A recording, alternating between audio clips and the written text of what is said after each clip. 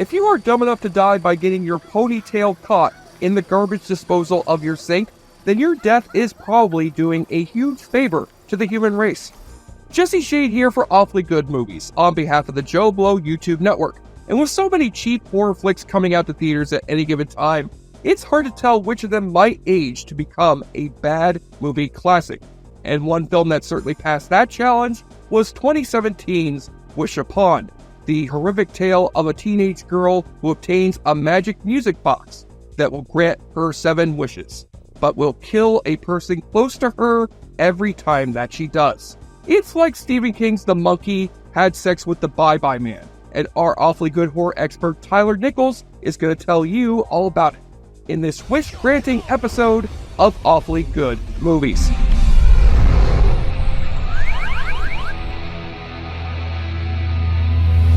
Life is tough.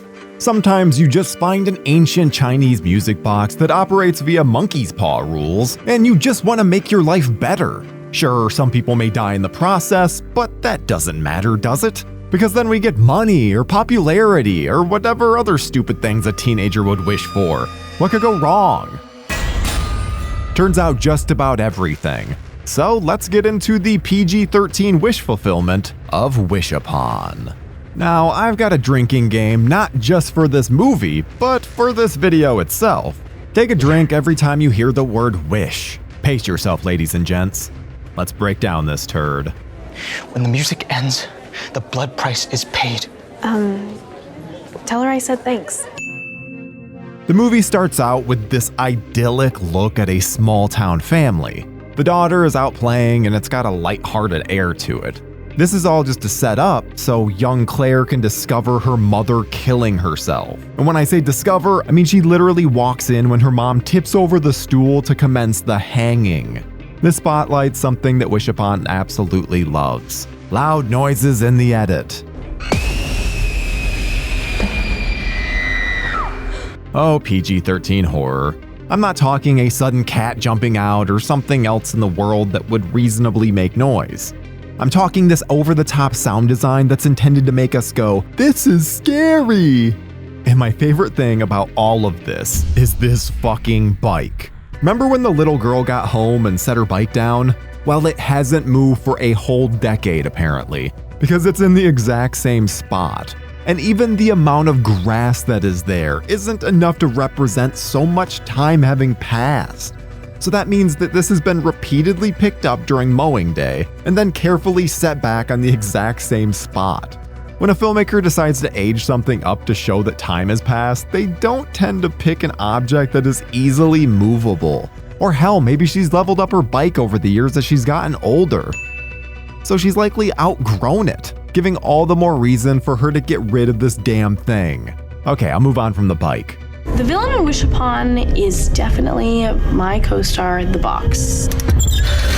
Joey King is a good actress. I've seen her be great in multiple projects, but the Claire character seems intent on making every terrible decision that she possibly can in a span of just 90 minutes. And I mean 90 minutes. There are so many stupid scenes in this movie that I'm gonna have to stop myself from picking apart every single one, but there is one that must be discussed: the almost car hit. This pays off later in the film beautifully, but it's so poorly executed in the moment.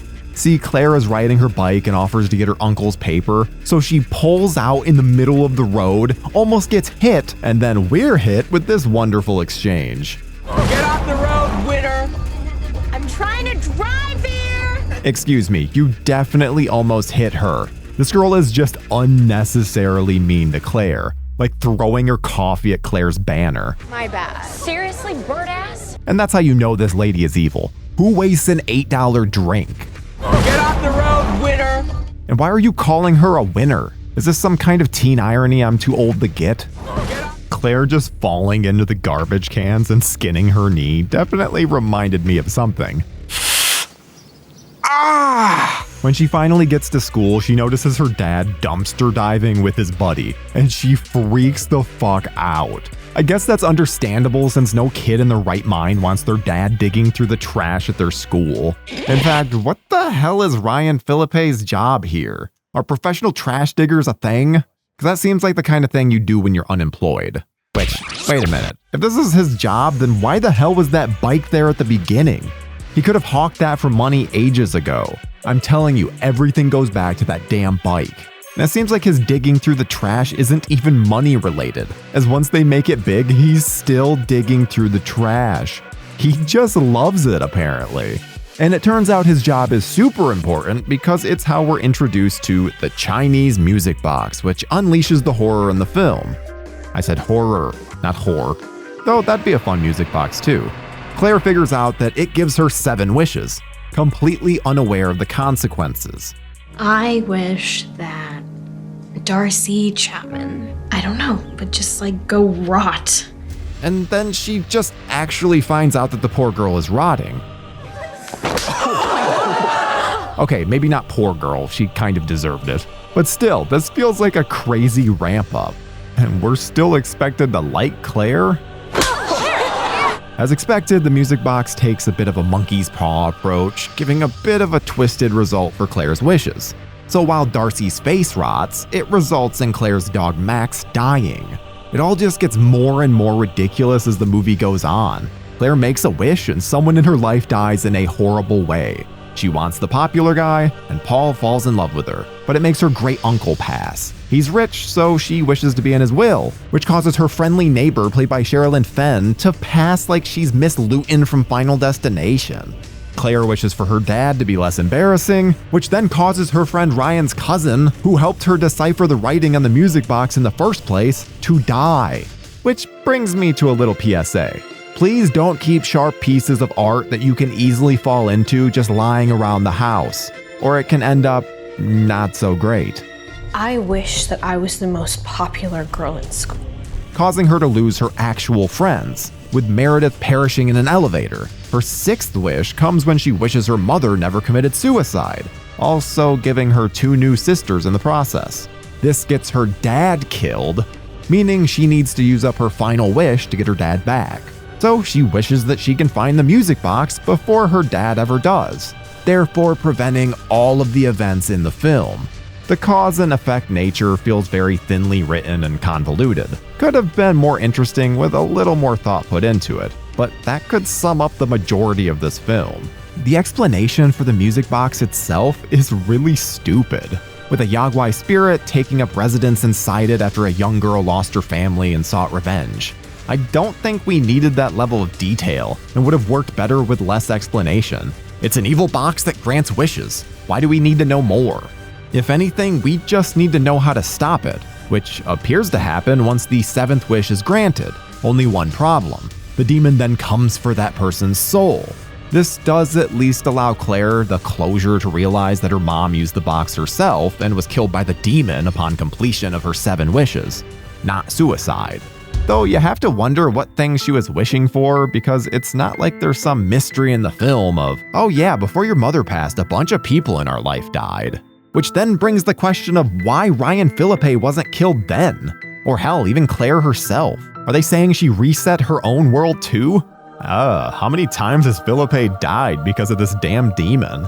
And it's weird how much this guy Ryan and his cousin Gina are able to research about this music box. Them being Chinese should not be enough to warrant them being able to decipher this demonic box. I personally need a little more of an explanation than that. I tend to like karma in my horror movies, and nearly everyone that dies here isn't exactly deserving of it. So it's not as satisfying as it could be, save for Meredith, who is set up to be just a nasty person throughout. I think you're a selfish bowl of bitch sauce. She then proceeds to bitch Claire out for not wishing things for her. It's very satisfying when Claire then puts her in her place. If I believed this from the very beginning, then I wouldn't have wished for my mom to... Check and mate. But Meredith being so nasty makes her death one of the only ones that actually feels like a bit of karma biting her. At least Barb from Stranger Things makes it through to the end. I mean, she's not exactly unscathed, but still. So not all of the innocent are unpunished, at least. Before we continue with our video, here's a reminder to click the Store tab on any of our JoBlo channels and browse our collection of the latest and freshest designs in our merch store. Go get you some. Wish Upon is so misguided that even any of its attempts to be modern simply date it or make it cheesy as hell. Take for example the AR video game that Claire's friend Meredith plays. Its inclusion is just to then pair it with her death. All the characters are simply there to advance Claire's story. You know what you need. Please don't say it, please. A nice multiverses? I love Sherilyn Fenn from her Twin Peaks days, so it's frustrating that she's nothing more than a kill to fill time. At least Ryan Philippe is just this hilarious drunken loser that provides funny lines. I'm just hanging out with Carl, picking up some stuff. Hell, this other guy, Ryan, is just saying awkward things non-stop. Hey, Claire. I liked your banner. Wait, you dig on multiverses? We even get Jerry O'Connell popping up in what I assume is a favor to someone. He plays a former owner of the music box, whose only purpose seems to be for the audience to point to the screen and go, "Oh hey, it's Jerry O'Connell." I know I did.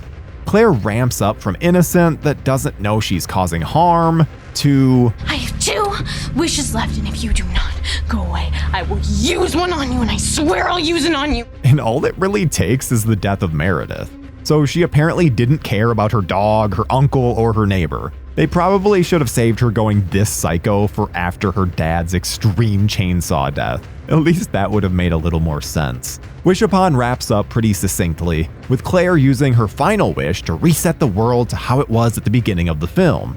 Everything is back to normal. She celebrates seeing all of the people that have passed, now alive and well.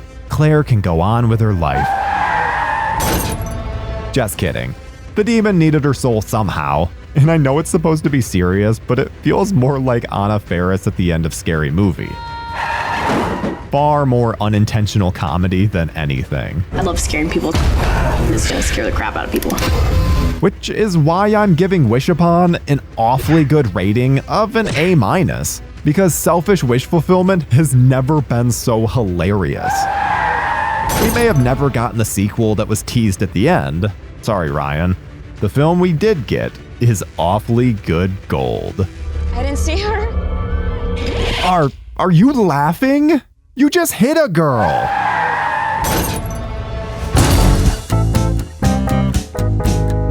It's awfully good.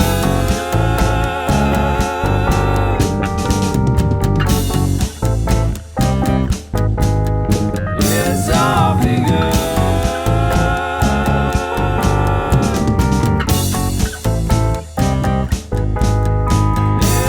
Thank you for clicking on our video, everybody. If you like what you saw here, please make sure you like the video and subscribe and share with your friends who like this sort of content. JoBlo was created by movie fans for movie fans, and we appreciate your support.